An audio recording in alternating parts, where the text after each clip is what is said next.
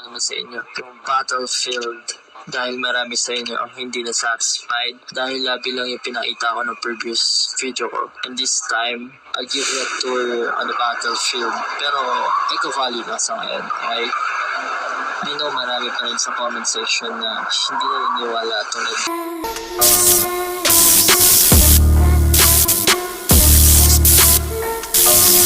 or edited yung video or di kaya old video na yung nangyayari. It's okay. I understand you guys. So ngayon ipapakita ko sa inyo at itutur ko kayo sa Eco Valley para alam nyo nalalaro na siya.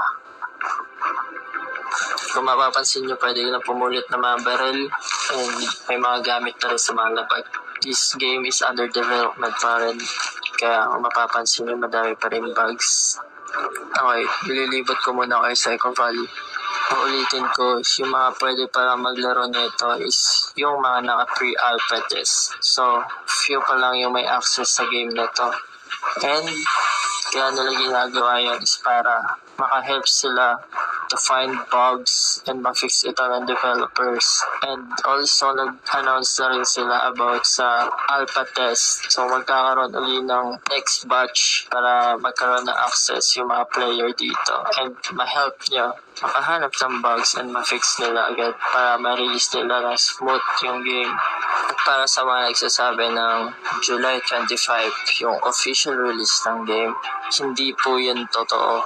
Kasi madami pa pong dapat or kailangan ayusin para ma-release ng mas smooth at maayos yung game.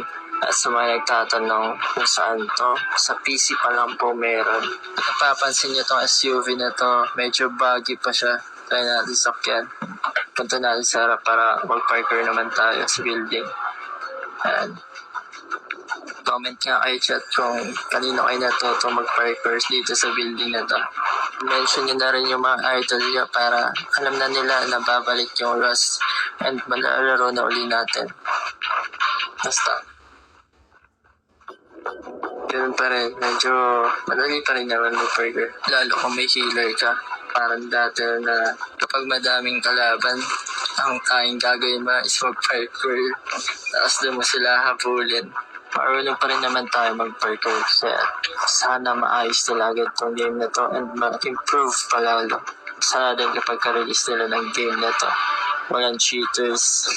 Tayo lang chat. I hope you enjoy and sana naniniwala na kayo na makapaglaro tayo at may ibabalik itong Rust na to. Which is yung mid games yung may hawak, hindi na siya netlist. So, see ya! Bye chat!